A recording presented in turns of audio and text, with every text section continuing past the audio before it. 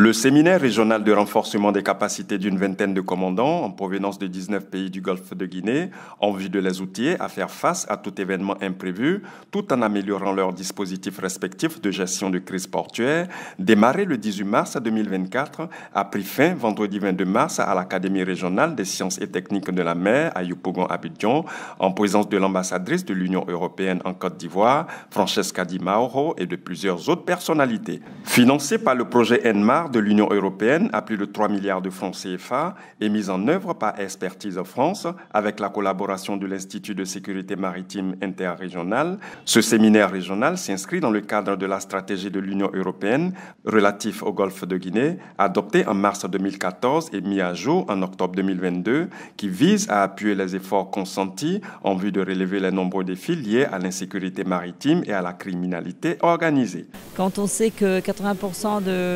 du commerce mondial passe par les voies maritimes, c'est extrêmement important de sécuriser ces infrastructures, ces lieux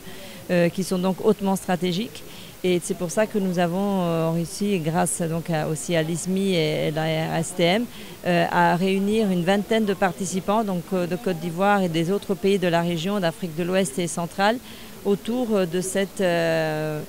formation sur la gestion de crise. Donc quoi faire s'il y a un accident, s'il y a une explosion, parce qu'évidemment souvent les ports sont implantés dans les villes, au milieu des villes, et donc l'impact peut être extrêmement grave, comme on a vu récemment, que ce soit en 2020 dans le port de Beyrouth ou bien plus récemment dans le port de Guinée de Conakry. Le secrétaire permanent du comité interministériel de l'action de l'État en mer, Abdoulaye Fofana, s'est félicité des acquis dont disposent dorénavant les décideurs portuaires. En la matière, la planification est extrêmement importante. Parce que souvent on dit d'ailleurs que quand on ne planifie pas, on planifie son échec en fait. Donc dans ce cas précis,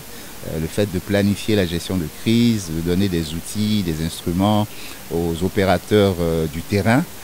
c'est quelque chose d'extrêmement important. La responsable du pôle menace globale d'Expertise France, Anne Guidiceli, a pour sa part souligné la nécessité de la mise en application des acquis. La cérémonie de clôture du séminaire régional de renforcement des capacités a été marquée par une série de remises des diplômes aux différents décideurs portuaires.